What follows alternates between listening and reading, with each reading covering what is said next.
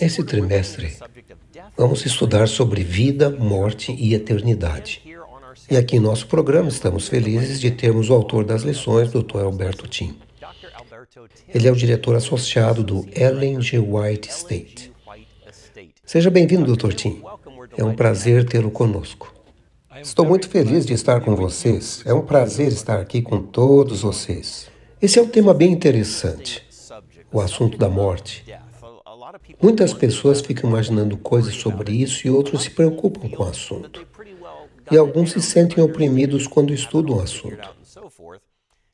Mas esse é um assunto que queremos separar algum tempo estudando, porque mesmo quando parece que entendemos tudo a respeito, ainda há muito a aprender e compartilhar com outros. Por favor, nos dê uma ideia do que vamos estudar nesse trimestre. Nessas 13 lições sobre esse assunto, o que estaremos estudando e por que é importante estudar sobre isso. Na verdade, vamos cobrir vários temas, especialmente os que vêm de teorias que estão disponíveis atualmente. Existem muitas e diferentes perspectivas em diferentes religiões mundiais que propõem outros pontos de vista. Eles têm diferentes modos de ver o que acontece com a pessoa depois da morte. Mas nós queremos, de fato, estudar o que a Bíblia tem a dizer e como ela explica sobre isso dentro da perspectiva do grande, histórico conflito cósmico entre o bem e o mal. Creio que este é o tópico principal a entender, pois existem muitos pontos de vista dentro do misticismo, espiritualismo, diversas teorias que surgiram desde o mais remoto tempo da história humana. Eu penso, portanto, que realmente precisamos ter um entendimento claro do conceito bíblico desse tópico. Nesse tempo onde temos várias propostas filosóficas e ideológicas.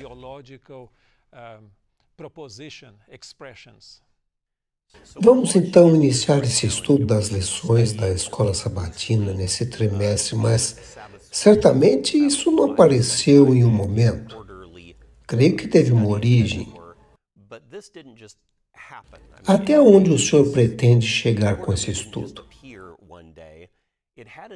Quando foi que tudo isso começou? Qual foi o motivo de iniciar e escrever essa lição? Compartilhe conosco um pouco da história. Bem, cerca de 4 anos atrás, não sei a data exata, meu amigo Cliff Goldenstein me pediu para escrever um trimestre da lição da Escola Sabatina, e então discutimos algumas possibilidades. E finalmente ele me disse: eu gostaria que você escrevesse sobre esse tópico, o estado dos mortos. Então perguntei: mas por que você quer que eu escreva sobre isso? Ele respondeu: porque é uma necessidade. Muitas pessoas pelo mundo afora têm dúvidas e fazem perguntas sobre isso. Eles são confrontados com esse assunto, ou mesmo o assunto de experiências de quase morte, e estão disponíveis atualmente e são muito populares. E mesmo outros tipos de experiências. Pessoas em lugares diferentes do mundo são influenciadas por várias religiões que não se enquadram com a Bíblia Sagrada. E nós precisamos de um terreno bíblico sólido para entendermos esse assunto. Então foi assim que tudo começou. E naturalmente levou um bom tempo de pesquisa e estudo, procurando um pouco da perspectiva histórica e também da Bíblia.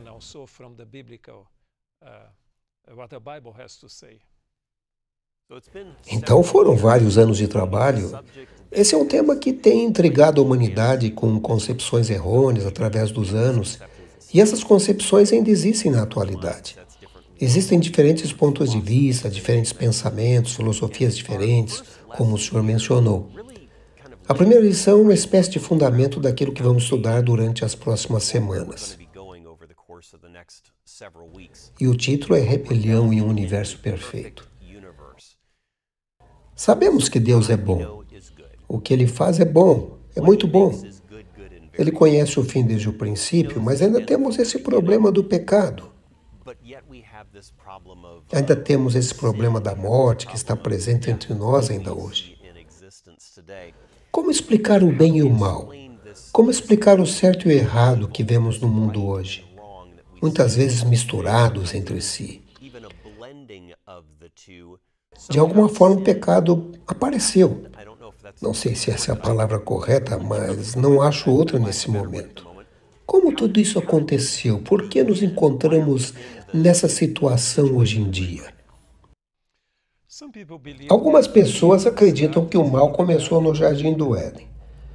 Mas você deve se lembrar que antes da queda de Adão e Eva, havia uma serpente.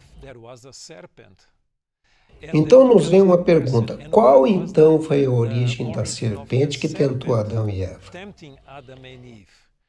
Isso nos leva de volta a um tipo de, não sei se devo chamar de proto-história, mas antes da história da humanidade já havia algo acontecendo.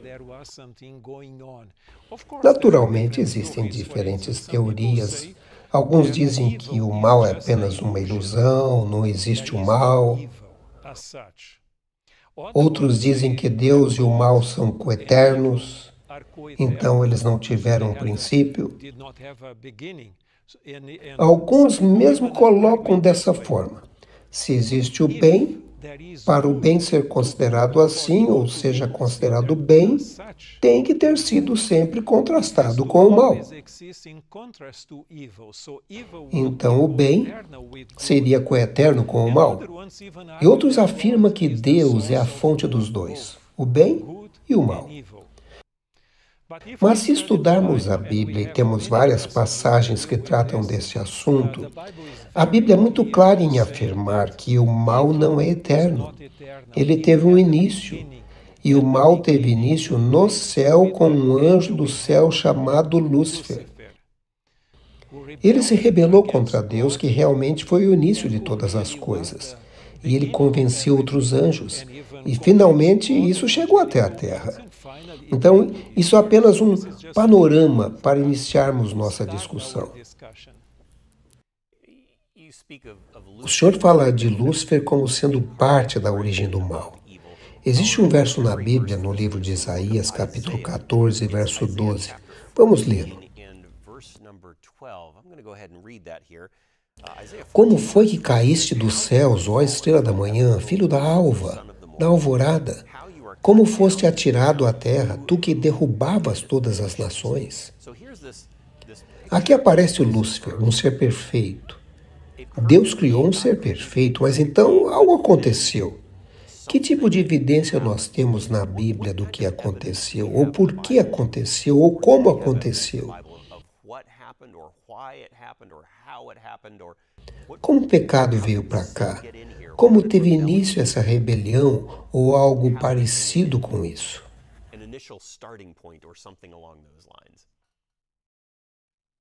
Quando vamos para o início, e você deve se lembrar que nenhum de nós estávamos vivos quando isso aconteceu, então somos dependentes de testemunhas.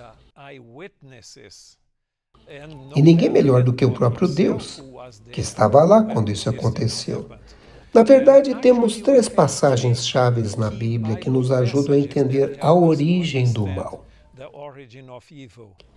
E uma delas está em Ezequiel 28. Esse é um capítulo muito significativo. Ali fala sobre o rei de Tiro. Aquele rei considerava a si próprio como Deus. Era alguém que era muito poderoso e que realmente era muito orgulhoso de sua beleza, de seu poder e outras coisas que você pode adicionar na lista.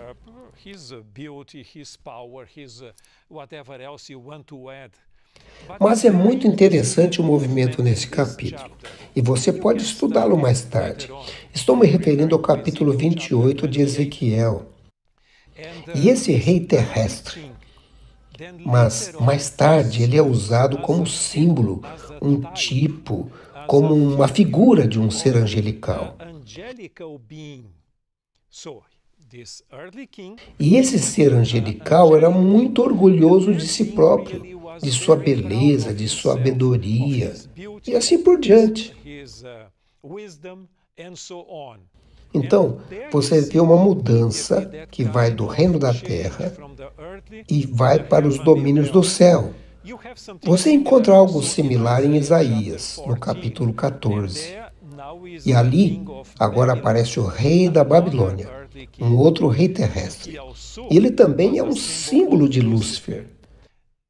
Ambos começam como um ser humano e depois passam a um ser angelical. Esse tipo de transição no capítulo é muito significativo e temos que levar em consideração. Mas então você vai para o capítulo 12 de Apocalipse, e ali é dito que acontecia um tipo de guerra no céu.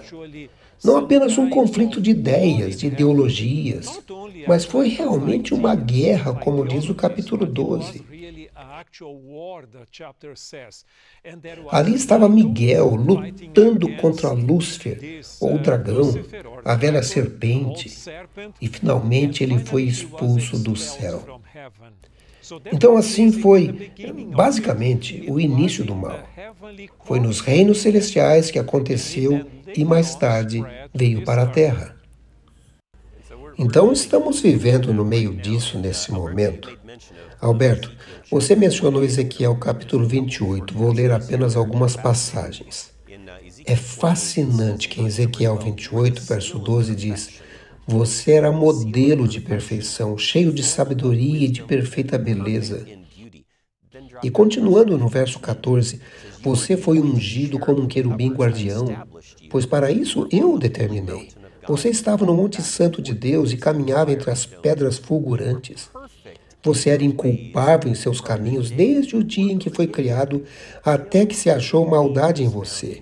Se Deus criou tudo perfeito, incluindo Lúcifer, o que aconteceu? Como podemos entender esse conceito de mal aparecer em um universo perfeito? Alberto, você poderia nos ajudar a entender isso um pouco melhor? Eu não posso ajudá-lo a entender, por uma simples razão. O mal é algo absolutamente misterioso. Não existe maneira para nós explicarmos a origem do mal. Claro que podemos dizer com que se originou. Basicamente aconteceu no céu. O mal realmente existe, mas não existe maneira de explicá-lo. Existe um mistério. Não há razão que nos faça entender esse início. Dessa forma, alguns teólogos, eu me refiro a Berkouwer, um teólogo alemão, ele mesmo diz que não há razão, não existe maneira de explicá-lo.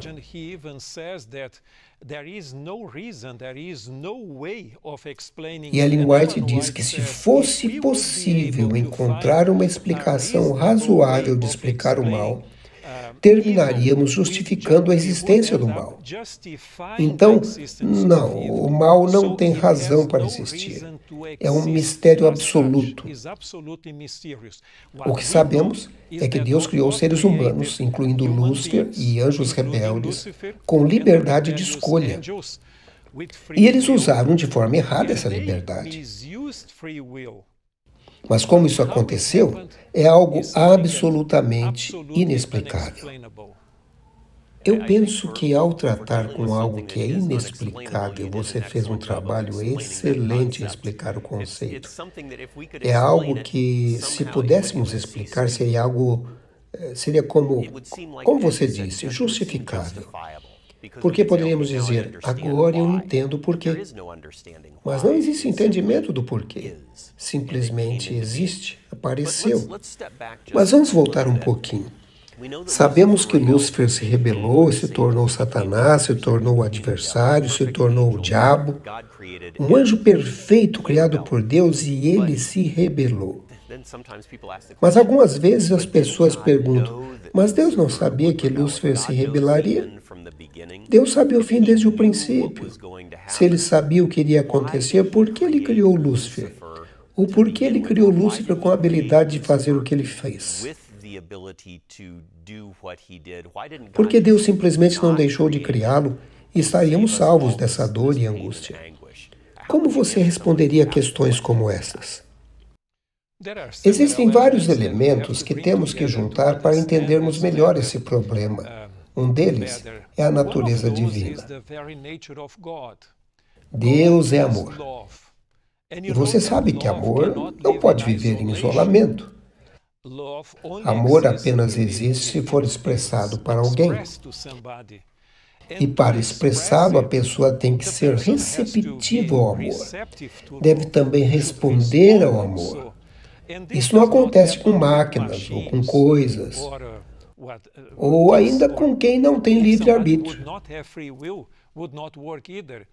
Portanto, Deus criou seres angelicais no céu e seres humanos que fossem capazes de corresponder. Mas ao garantir a liberdade para alguém, sempre há o risco, e esse foi o caso de Deus. Mas ao mesmo tempo que Deus é amor, Ele aceitou correr o risco. Naturalmente, Deus conhece o fim desde o princípio e, portanto, Ele não foi pego de surpresa. Ele sabia que Lúcifer rebelaria, mas mesmo assim Ele assumiu o risco e o criou. Porque a onisciência de Deus, ou o seu conhecimento do futuro, é absoluto, mas não é causativo. Alguns podem dizer, bem, se Deus sabia e criou, então Ele é o responsável pelo mal. Não nesse caso, por uma razão. Porque Ele foi o único que pagaria o preço pela rebelião de Lúcifer. Foi isso que Ele pagou na cruz através da vida e morte de Jesus Cristo. Mas lembre-se, Deus conhece o futuro. É algo como... Vamos supor que você decide se casar. Você sabe que algumas vezes o casamento não funciona. Mas por causa do amor, porque você ama alguém, mesmo sabendo das possibilidades, você aceita correr o risco. Então, Deus não é o responsável pelo mal. Ele não é o responsável pela morte. Ele não é o responsável pelo pecado. Mas Lúcifer usou sua liberdade de escolha e posso dizer que ele usou de forma errada. E como resultado, vivemos em um mundo em que vivemos hoje. Vamos dar uma olhada no mal, no pecado e na morte, de uma perspectiva diferente. Deus é eterno. Ele não tem princípio e nem tem fim. Nós vivemos em um universo que, pelo menos assim pensamos, teve um início. Teve um tipo de início. Tem continuado até o tempo que estamos agora e algo vai acontecer no futuro. O que dizer do mal? Como colocamos o mal na linha do tempo deste conflito em que nos encontramos? Sabemos que teve um início porque lemos sobre isso na Bíblia, nas passagens de Ezequiel, Isaías e Apocalipse 12. O mal teve um início. É razoável supor, podemos dizer, que o mal terá um fim em algum momento? Certamente que sim, porque o mal nunca foi parte do plano de Deus. Algumas pessoas dizem que o mal foi parte do plano de Deus através da predestinação, porque então ele poderia mostrar o seu amor. Mas Deus não precisa do mal para mostrar seu amor. Ele podia mostrar seu amor e ele o fez, mesmo antes da rebelião de Lúcifer, seus anjos e mais tarde o ser humano. Mas tem um ponto crucial em toda essa discussão. Dentro dessa grande controvérsia entre Deus e Satanás, bem e mal, Satanás decidiu acusar a Deus de ser injusto. Ele dizia que seu modelo de governo era bem melhor do que o de Deus. Deus estava decidido em seguir sua agenda, suas regras. Então Lúcifer apareceu, oferecendo alguma forma de governo melhor. E isso foi o início do mal. E durante a história da humanidade, você pode perguntar, Ok, que Deus permitiu que o mal surgisse, mas por que ele não o interrompeu imediatamente? Ou no passado? Bem, nós não temos respostas para todas as perguntas que são levantadas porque estamos em um tópico misterioso e somente podemos estudar mistérios. E somente podemos estudar mistérios até onde a Bíblia nos revela. Mas o que sabemos é que Deus permitiu que o mal continuasse através da história humana, porque o mal tinha que amadurecer e mostrar a sua verdadeira natureza. E creio que estamos vivendo atualmente um dos momentos mais cruciais da história humana, onde nossa sociedade, nosso mundo, nosso sistema político está realmente quase em colapso. E chegamos a um ponto onde realmente Deus tem que intervir na história humana ou a própria humanidade se autodestruirá.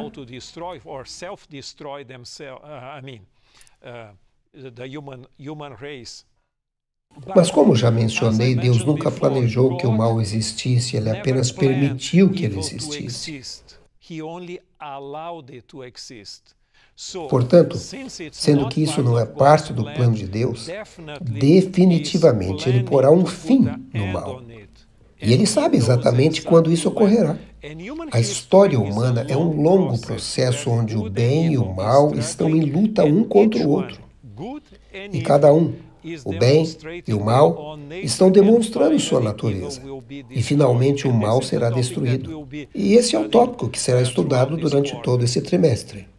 Isso é encorajador, pois sabemos que o mal um dia será destruído. A má notícia, se é que podemos chamar assim, é que ainda estamos vivendo em um mundo que está inundado pelo mal e pelo pecado. Então consideramos rapidamente a rebelião de Lúcifer no céu. Eu pergunto, que lições podemos tirar da rebelião de Lúcifer no céu que poderíamos aplicar a nossas vidas para não tomarmos a mesma direção? Bem, existem diferentes explicações sobre o porquê e como Lúcifer começou sua rebelião. Mas eu gosto de um pensamento que ele já perdeu de forma misteriosa, como já mencionamos, a bondade de Deus. Ele não é mais agradecido a Deus. Em outras palavras, ele se considera mais importante do que Deus realmente o considera ou do que ele foi. Então, o orgulho é o elemento chave em sua natureza. Vou lhe dizer uma coisa. Na vida, a pior coisa que pode acontecer para você ou para mim é começarmos a nos considerar mais importante do que realmente somos. E algumas vezes pensamos, bem, eu deveria ser melhor reconhecido em meu trabalho, aqui ou ali. Eu sempre digo o seguinte, quando eu era professor de teologia, normalmente eu dizia, se preparem da melhor maneira que puderem.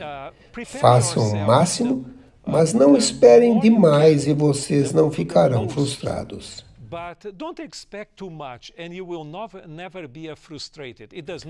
Isso não significa que vocês não devam ter ideais, mas lembre-se, o orgulho é a pior coisa que pode acontecer à sua vida ou à minha. Mas uma coisa que me deixa impressionado em tudo isso é que mesmo sabendo a natureza de Satanás, Deus decidiu criá-lo porque Ele ama não somente seus amigos, mas até seus inimigos. E esse deveria ser o modelo de amor que deveríamos ter. Deus ama até seus inimigos. E vou te dizer uma coisa, você poderá ficar surpreso com isso. Ele ama seu maior inimigo, que é Satanás. E esse é o modelo de amor que eu já disse, que Cristo, no Sermão da Montanha, mencionou que deveríamos também ter.